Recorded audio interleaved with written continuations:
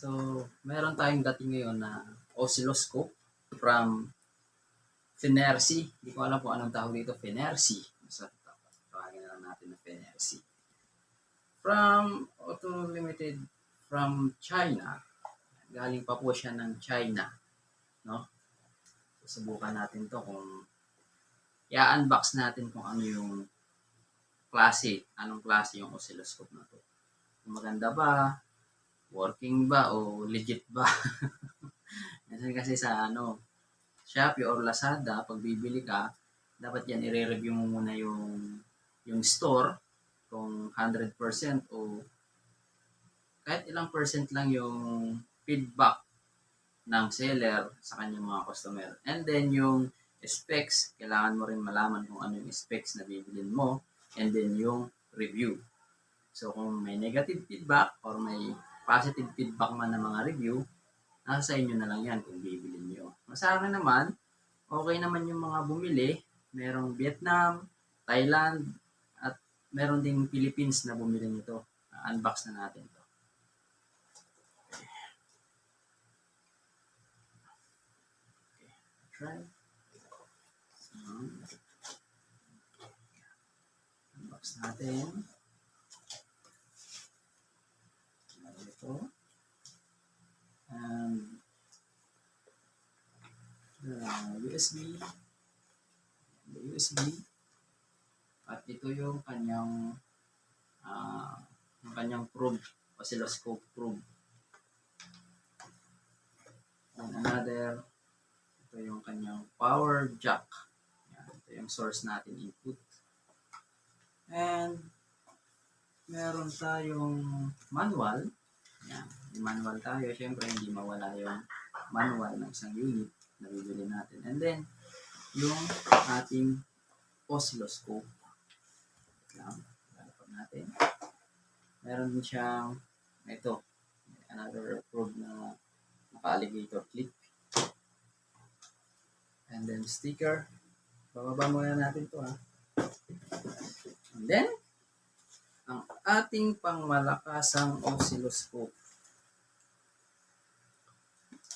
So, ito 7 inches na ito, yung kanyang LED display o kanyang monitor, 7 inches na to. So, malaki na to. Malaki na. And then, yung size niya, magaan lang siya, pero sakto na para sa mga beginner o kaya mga technician, board level, laptop technician, o TV technician. Magagamit nyo po ito, oscilloscope. Ito yung kanyang yan, yung kanyang brand, Veneer. And then, hindi ko pa matetestingan to. In-unbox lang natin, tingnan natin. Ito yung power. Ito yung X and Y. X and Y ng ating para sa kanyang probe. Yan. Ang ganda ng oscilloscope na to. So, sana working ito pag tinesting natin. Ang niya pala, ito pala yung kanyang model. Yan. Ang model niya ay Nercy 1014D. O, ayan. So, tingnan nyo lang yan. Ito yung kanyang yan yung kanyang specs sa likod. Sa likod nyo makikita yan. So, maganda siya. Magaan lang, siguro kalahating kilo. O, maganda. Testing natin ngayon kung working ba o hindi. Sayang naman to kung hindi mag-work.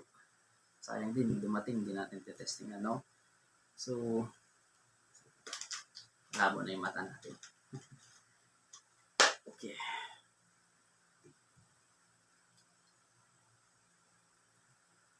AC-DC input voltage 40 volts. For sortable screen capture 1000, waveform storage 1000 measurement 12 types, generator support, signal type 14 types. Okay, maganda na to. Oscilloscope. Dual channel na ito ang oscilloscope na ito. Okay. Where's my cutting? Tanggalin natin syempre yung kanyang plastic. So, bagong-bago pa talaga. Kung bago pa to, mga pre. Bili na kayo nito mga pre. Oh. Tanggalin muna natin itong ano. Ang ganda. Worth it. Sana magamit agad natin sa mga troubleshooting natin or mga tinetest natin na mga electronics, mga laptop. Yan. Hindi man tayo expert sa laptop, sa TV. TV kasi may mga signal na rin yung mga clock signal. Kaya mahalaga tong oscilloscope na to. Sa laptop naman, kailangan din natin to para sa laptop pag nagre-repair tayo, para yung mga signal, sukatan natin yung mga signal niya. So, ganito siya. Ito yung hawakan niya. Ang cute eh. Oh. Cute ng hawakan niya. No? Yan. So, ito yung likod. Then, may adjustment ba to? Wala. Wala siyang adjustment. Ito na yung pinaka-ano niya. Oh. Ganun lang siya pala. Okay. Then, fix na siya. Okay. Ito lang yung kanyang ano, yung kanyang paa. Yan. Then, papatong mo lang siya. So, ganyan na siya. Ngayon, babasahin natin yung instruction. Siyempre, hindi mawala yung instruction. Laging may instruction kahit saan. Pag hindi ka sumunod dito, parang wala na. Yan. So, ganyan yung symbol ng mga signals natin pagka nag-read na o kaya na-testing na natin to. So, hindi natin matetesting agad-agad nito. In-unbox ko lang muna. So, mamaya na natin testing. So, ganyan, yan. May nakasulat naman dito kung paano yung bawat mga key, yung mga ating pindutan, may mga function yan. Hindi naman yan design lang dyan. So, yan, may mga function lahat yan. Okay. So, maganda siya para sa mga nagsisimulang kagaya ko. Hindi man tayo expert. Nagsisimula pa lang tayo dito sa oscilloscope na to. Lahat naman yan kayang pag-aralan. Test method of common circuit, battery or DC, voltage measurement. Okay. So, titestingan natin. Ito yung kanyang source. Ano yung source niya? Okay.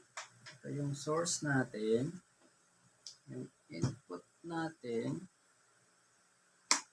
So, hindi naman yan gagana hanggat di mo nalalagyan ng power source. So, wait lang. Hanap lang tayo ng source.